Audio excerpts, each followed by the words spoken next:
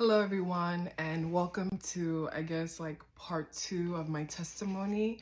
Before I go into my testimony, I want to read Psalms 121, and I'll be reading verse 1 to 2. I look up to the mountains.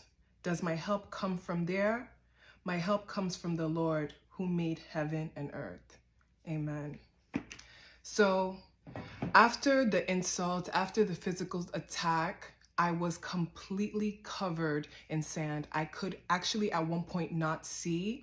Some of the youths and other villagers started to kind of basically crowd around because they were hearing the yelling and the noise and all the things that was happening, the commotion.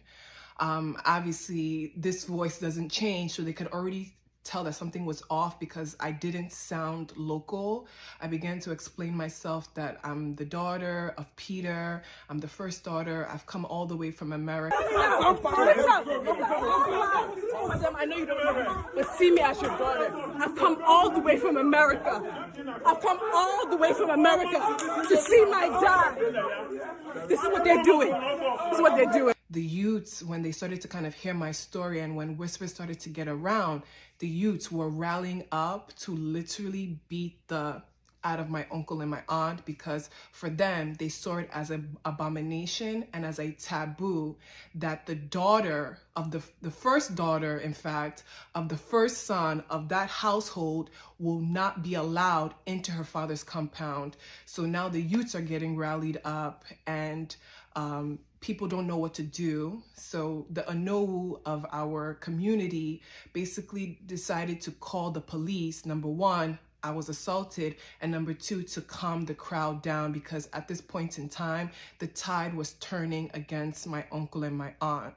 When the police now came, they said, listen, ma'am, you've been physically assaulted. What do you want to do? I said, please, can we just hold off on pressing charges until I find the whereabouts of my father? At that point in time, my uncle and my auntie began screaming and yelling, he's in Abuja, he's in Abuja. I have a text message that I'm gonna post up here where my aunt is literally confirming that my dad is in Abuja. And a quick context, I knew my dad wasn't in Abuja because the reason why I was always checking on my dad is because, unfortunately, December of 2020, my dad had a stroke in Nigeria.